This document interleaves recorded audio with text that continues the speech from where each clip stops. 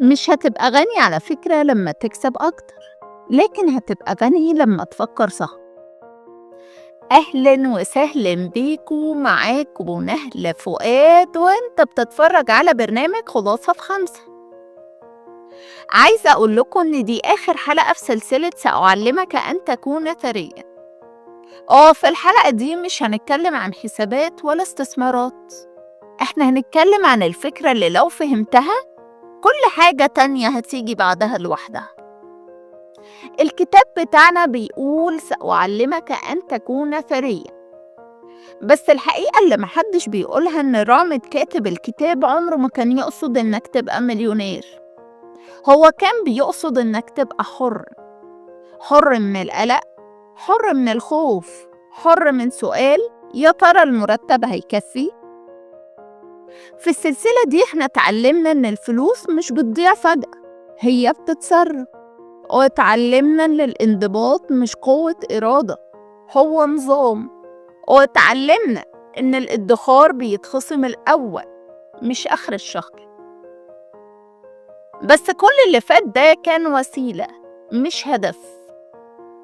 رامد بيقول مصطلح مهم جدا: الحياة الغنية أو الريش لايف مش معناها عربية فارهة ولا ساعة غالية ولا رقم كبير في البنك. الحياة الغنية إنك تصرف بثقة على اللي بتحبه من غير إحساس بالذنب. الناس فاكرة إن النجاح المالي يعني حرمان، لكن رامد بيقول العكس تماما.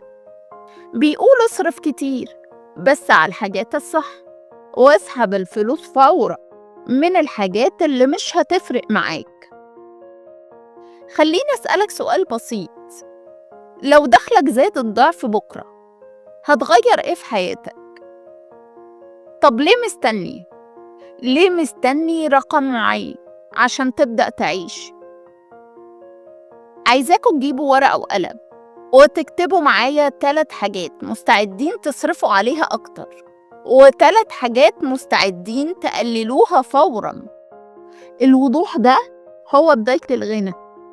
وأنا شخصيا كنت فاكرة إن الأمان يعني فلوس تكتر، بس اكتشفت إن الأمان الحقيقي إني أبقى فاهمة فلوسي رايحة فين وأنا اللي أقرر بعدها.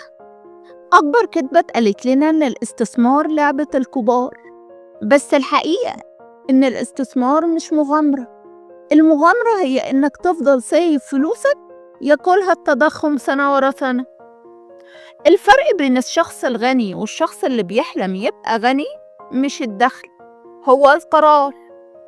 لو طلعت من السلسلة دي بحاجة واحدة بس خليها دي: فلوسك محتاجة نظام محتاج وضوح، والوضوح محتاج شجاعة.